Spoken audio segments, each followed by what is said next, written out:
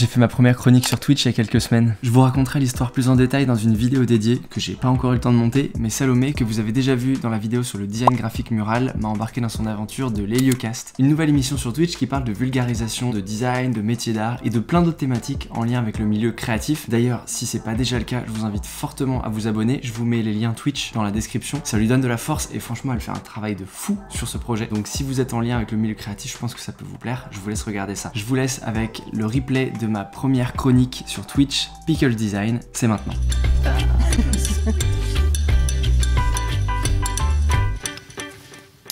Donc bienvenue dans Pickles Design. Moi je me suis dit que j'allais vous parler d'actualité. On va traverser un peu de la communication, du graphisme, de la pub, pas mal de choses diverses et variées. Il n'y a pas forcément de lien entre tout. Et pour commencer, je voulais vous parler d'Occlusion Grotesque. C'est un projet de Björn Karman qui est un designer danois. Il a choisi d'aller à l'encontre de ce qu'on peut faire d'habitude, c'est-à-dire créer ses typographies et parfois du coup les imposer au monde, prendre le pas sur la nature, etc. Lui il a fait un concept inverse. En 2015 il a commencé son projet, il a duré jusqu'en 2020. Et en fait, il a commencé à graver dans un arbre une typographie linéale. Et en fait, tous les ans, il a pris en photo la cicatrisation de l'arbre et donc l'évolution de sa typographie. Et ce qui est plutôt cool, c'est que du coup, c'est l'arbre qui a retravaillé la typographie. En fait, il a travaillé en collaboration avec la nature. Je trouvais ça hyper poétique. Ça va un peu à l'encontre de tout ce qu'on peut voir aujourd'hui. Si vous avez envie, la typo, elle est disponible sur son site. Il y a pas mal de prints, pas mal de choses. Tu peux t'en servir, ouais. Tu peux l'utiliser. Il y a différentes graisses, mais à la place du gras, bold, light, etc.,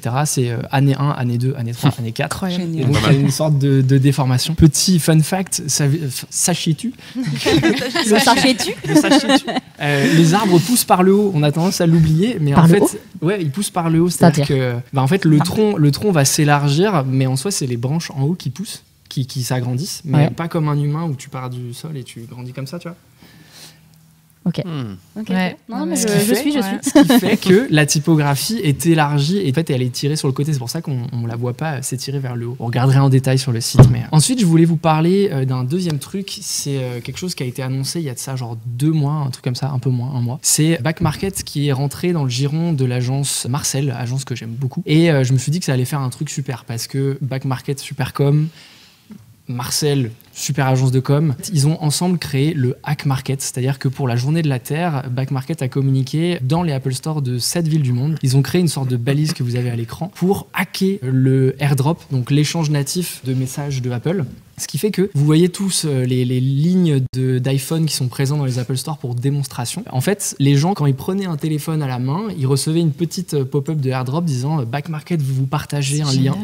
Et si vous acceptiez le partage, ils vont vous envoyer une sorte de petit message de propagande qu'ils savent faire pour vous dire que vous pouvez consommer de manière différente, que votre téléphone peut être plus vert, moins cher si vous passez chez eux. Et ça a fait pas mal de bruit sur les réseaux dernièrement. Peut-être que même vous l'avez vu, vous pouvez nous le dire dans le chat. Parce qu'ils ont hacké le temple de la communication, ils ont hacké la grande société technologique. Apple en PLS, là, actuellement. D'ailleurs, ils commencent la vidéo en disant que leur juriste ne va pas apprécier. Tu m'étonnes. Mais je pense que Apple a zéro intérêt à dire quoi que ce soit en fait. Je pense de ouf. Du coup, je pense qu'ils vont faire profil bas en mode rien ne s'est passé quoi. Je me permets juste, alors je sais pas du tout, je m'avance, mais je pense qu'ils n'ont pas vraiment fait ce truc. Je pense qu'ils ont plus fait du storytelling, c'est un coup de com, et que du coup derrière ils jouent sur le fait que tout le monde va être hyper surpris que Apple se soit fait hacker et ça fait du bruit pour je pense que les systèmes de sécurité d'Apple sont suffisamment forts pour ne pas se faire hacker, mais c'est très bon. Cool. Et s'ils l'ont vraiment fait, bravo, parce que c'est vraiment un coup de génie. Et déjà, de base, pour revenir là-dessus, moi je l'ai vu sur une story Insta, et ils précisaient pas que c'était via AirDrop. Donc en fait, t'avais vraiment l'impression que le téléphone avait pris possession par Black Market. Voilà, c'est ça. C'est Black Tal. C'est trop bien foutu. On prend la main sur tous les iPhones. Ouais. Troisième petit sujet, là c'est pas un projet, je voulais vous parler d'une tendance. J'ai vu ça sur Twitter. Enfin, c'est quelque chose que j'avais remarqué, que vous avez peut-être vu aussi dernièrement, une sorte de tendance dans le design graphique et l'identité de marque, qui a été appelée sur Twitter, en tout cas, le nouveau rébut. En fait, c'est le principe d'avoir une typographie et d'habiller cette typographie avec des photographies, des pictogrammes à l'intérieur des lignes de texte. Vous voyez tous le principe du rébut. Et en fait, le nouveau rébut, c'est un peu récupéré là-dessus. Donc la première fois qu'on a vu ça, c'est en 2018 avec Paola Char de l'agence Pentagram pour le projet qu'il y avait juste avant. Et, oui, je me souviens plus. Tu peux switcher sur l'avance, si tu ouais, veux. Ouais, ça. Et puis là, dernièrement, par contre, j'avais pas fait attention, enfin en tout cas, j'avais pas cette notion de nouveau rébut, mais c'est le slip français qui était pas mal décrié. On en a discuté sur des vidéos, on en a discuté à pas mal d'endroits. Mais en fait, ils ont inclus ce truc-là, et pour le coup, c'est vraiment du rébut dans le sens où ils remplacent carrément des mots par des pictogrammes colorés. Là où pour certains autres projets, comme celui que vous avez, Orlands de Heydays à droite, c'est plutôt de l'ornement. Illustratif. C'est plutôt illustratif, ouais. Et ce qui est assez fou, c'est que cette tendance-là, aujourd'hui, elle est vraiment sur tout type d'entreprise. Ça va de Google à, vous voyez, il y avait une entreprise de chaussures, là on a Figma. Il y a vraiment, ça parle vraiment à pas mal de gens. On ne sait pas encore pourquoi, on n'a pas pris le recul nécessaire pour savoir pourquoi c'est là, mais les pistes qui sont données, c'est que ça rappelle le langage SMS. Vous voyez, avec les emojis, ça permet de faire passer de l'émotion, d'habiller du texte. Il y a un truc avec les emojis de ouf, je trouve. Ouais, c'est ça, les stickers aussi, il y a pas mal de choses. Donc en fait, tout ça, je pense que c'est un peu corrélé dans le sens de, vu que les grosses typos bold sur les sites, sur la com, c'est devenu un peu à la mode, il y a ce truc de peut-être la rendre un peu plus émotionnelle, un peu plus et puis un peu plus chaleureuse. ludique aussi, je trouve qu'il y a un côté hyper ludique là-dedans. Ouais, ça mêle un peu pas mal de choses, et en plus ce que je trouve bien, c'est quand, enfin là t'as montré pas mal d'exemples, et c'est que tu peux avoir un truc très chic, un truc très épuré, ou un truc complètement fun avec la même idée, donc je trouve ça vachement bien. Moi j'aime beaucoup en fonction de si tu mets soit de la photo, du coup t'as de la photo, soit du picto coloré, etc. Ça peut être assez cool. Ça raccourcit un peu tes lignes de texte, tu vois, parce que du coup un emoji, un emoticon est beaucoup plus condensé qu'un mot, et si tu le bombardes sur il y a Keyblind Magazine ou Keyblind, je sais jamais comment on prononce. C'est la question admin. Je sais pas si vous vous rappelez des pleines pages là comme ça à chaque fois avec des rébus, mais ça date d'ailleurs, ça fait pas mal d'années qu'ils font ça, donc ils étaient peut-être dans les premiers. Ça fait un moment, ça fait un moment qu'ils sont là.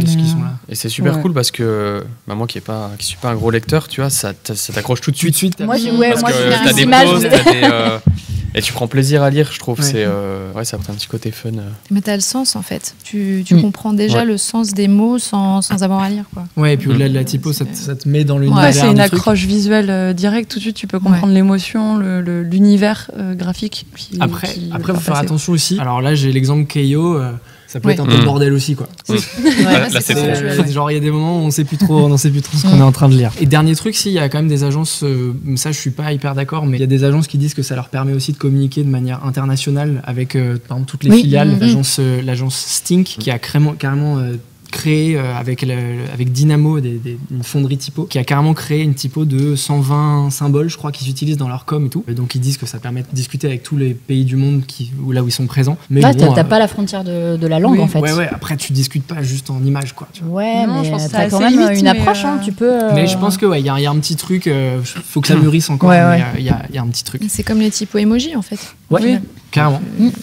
C'est la même chose. Au final, c'est vrai que tu suis comme un rébut classique. Un autre petit sujet, c'est les 75 ans du Monde. Alors je sais plus exactement quand c'était, mais les 75 ans du Monde, pour ça, le magazine, bien entendu, enfin le journal, a décidé de regrouper toutes ces rédactions en une seule. Alors c'est dans ce bâtiment que vous voyez, qui est à côté de Gare d'Austerlitz. Alors assez la taille du truc, quoi. Ouais, le truc est assez impressionnant. J'ai vu qu'il y a des polémiques, mais on va pas rentrer dedans.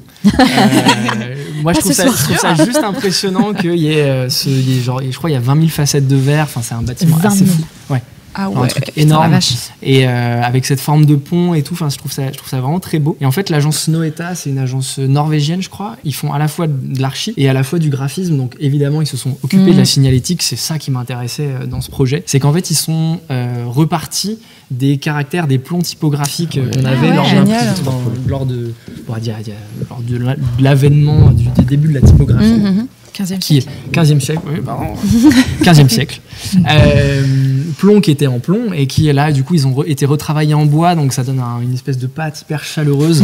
Et en fait, ils viennent les insérer dans des rails en métal noir, ce qui leur permet d'avoir un truc assez modulaire pour indiquer les différents pôles de travail du monde, etc., etc. Enfin, moi, j'ai trouvé ça hyper beau. En fait, on retrouve le principe de modulation des caractères en plomb. C'est exactement le même principe. Il y a un truc ils sont obligés de composer vraiment un peu à l'ancienne, comme ils auraient composé une page de journal. Puis ça reste hyper pérenne parce que le style est quand même assez classe et assez neutre. Mais par contre, ils peuvent changer dès qu'ils veulent les trucs. Donc, très long. En vrai, pour la signalétique, le modulaire, pour moi, c'est une des meilleures solutions, je trouve. Ouais. Vas-y. J'ai le temps ? Go. Allez, go. Parfait. Fais-toi plaisir. J'en parle pas longtemps, je sais. Alors, on aime, on n'aime pas. Pareil, on ne rentre pas dans les polémiques ce soir. En revanche, Big Flo et Oli sont revenus dernièrement avec un nouveau concept, une nouvelle direction artistique, une nouvelle photographie. Et là-dessus, j'avoue, moi, je trouve qu'ils font un taf assez incroyable. Et surtout, ils sont très très bons en marketing. Donc, je trouve qu'ils emboîtent le pas au génie Orelsan. Avec ce nouvel album, ils ont proposé à leur communauté, pendant la précommande, de composer leur propre album. Donc pour ça, ils ont défini c'est une sorte d'art génératif en soi. Ils ont défini un cadre, c'est-à-dire qu'ils ont défini 4 photographies pour la pochette, 4 titres pour l'album. Et en fait, sur le site, les internautes peuvent combiner comme ils souhaitent le nom de la pochette, comme vous voyez là, et la photo que vous voulez. Ce qui fait que vous recevez un album semi-personnalisé chez vous. Et ensuite, étant donné qu'il y a une combinaison quand même limitée, vu qu'il y a 4 et 4 choix, la combinaison qui aura le plus de prévente deviendra la cover officielle de leur album, quoi. Petite précision, on n'a pas le son, mais pour ceux qui savent, c'est David Castello-Lopez qui fait la voix off, et c'est lui qui a fait le montage, je pense. C'est le prochain projet, qui a fait la voix off de la vidéo et qui là-dessus moi me fait beaucoup rire sur YouTube. Je sais pas si ça vous parle, David Castello-Lopez. Pas du tout. Alors, de nom seulement. Pas du tout. Mais la vidéo est hyper rythmée et effectivement t'as un truc un peu comique. En fait, vous regarderez, c'est un journaliste, je sais plus s'il est français ou suisse, mais en gros il est très très drôle et il fait plein de sujets, genre d'où ça vient le bip du Navigo à Paris sur le pass Navigo. Il y a des gens qui connaissent dans le chat. Voilà, non mais merci. Elsa me dit David, mon idole. Voilà, j'avoue, je me sentais un peu seul. Normalement, Internet connaît. Ah, mais c'est juste nous. Mais en tout cas, Big Flo et Oli, je trouve que là-dessus, il y a un vrai coup de com'. Et comme c'est diffusé sur Internet et tout, David Castello-Lopez, ça parle à tout le monde. Dernier petit projet, et pas des moindres, j'avoue, parce que c'est quand même un gros truc. C'est le rhum Eminence. Alors, on ne connaît pas... Peut-être vous connaissez, je sais pas. Moi, je connaissais pas du tout. Qui vient d'arriver dans les étalages. Très très belle étiquette. J'ai pas de photo là, mais vous regarderez. Là, tu vas nous envoyer du rêve. Ah ouais. J'ai hâte. Je ne vais pas parler du packaging, mais vraiment regardez le packaging parce qu'il est incroyable. C'est l'agence Leothers qui s'est occupée de la communication de Eminence. Et pour eux, en fait, ils ont ramené Cuba à Paris. Et pour ça, ils ont juste, excusez-moi du peu, recréé un hôtel avec l'ambiance cubaine à Paris. Donc il y a les voitures à l'extérieur, les danseurs, les danseuses. Tout l'intérieur a été refait avec le style cubain, alors qu'on peut voir côté... Vous voyez, il y a cette élégance, c'est le style cubain de film. Ça te donne envie d'aller danser la salsa. Ça donne il n'y a pas la musique, mais ça donne très envie. Les cocktails ont l'air incroyables. Là, vous avez quelques images des cocktails et des bouteilles. Donc, vous regarderez sur l'Instagram de Leothers Studio. Ils ont fait un taf incroyable parce que, et du coup... déjà parce que tout ça en fait, ils ont construit un hôtel et derrière il y avait un truc assez intéressant, c'est qu'ils ont invité évidemment des influenceurs et des influenceuses et surtout vous en tant que public vous pouviez le réserver cet hôtel sur Staycation. Si vous êtes familier avec Staycation, donc pour réserver pour une nuit dans un hyper bel hôtel qui est donc le Eminent Hotel. Ça donne de ouf. Voilà, et évidemment vous pouvez déguster du rhum, tout ça, petite soirée dansante. Ça avait l'air assez incroyable. Je ne sais pas si c'est encore ouvert, si vous voulez réserver. Vous regardez. Non mais je crois que c'est encore ouvert, mais vous regarderez quoi. Pas tout. On peut plus dormir sur place. Ah dommage. Je crois qu'ils ont laissé la partie bar. Peut-être pour boire un verre. Et du coup, alors le site, pareil, j'ai pas le temps de tout vous montrer, mais le site Eminent Hotel est vraiment très très beau aussi. Et vous regarderez en détail, mais les chiffres sont assez incroyables. Ça a marché du feu de Dieu. Voilà. Peut-être dans le chat, il y a quelqu'un qui a été au Eminent Hotel, mais je serais très très jaloux, quoi. Personne n'y est allé, mais tout le monde a envie d'y aller là. Tout le monde dit trop stylé. Ils font pas dans la demi-mesure. Non, alors je sais pas quelle est la marque au-dessus. Je me demande si c'est pas LVMH, mais je m'avance. Si on l'a vu passer. Bon voilà, ils sont plutôt bons encore. Il y a le budget. Oui, c'est ça. Il y avait le portefeuille derrière. Voilà, merci beaucoup pour ce premier Pickles Design. Est-ce que tu peux quand même te présenter, si tu as 2 mots à dire. Bien sûr. C'est le moment. Donc moi c'est Antoine Pelletier, je suis designer graphique. J'ai une chaîne YouTube avec le même nom, Antoine Pelletier. Je parle de design, de graphisme, je vulgarise tout ça, de com. On a une petite vidéo backstage qui se prépare aussi. Vous verrez les backstage de l'émission. Un vlog de qualité. On espère. De qualité, tout à fait. En tout cas, Après, je fais de l'identité web et pour l'instant, c'est cool. Et écoute, dans le chat, tout le monde est ravi de cette petite chronique. Trop cool. Que de belles découvertes. Parfait. Merci Antoine, félicitations. Coucou à la team au passage. Écoutez, tout le monde a l'air ravi. Bon, du coup, on va enchaîner avec la partie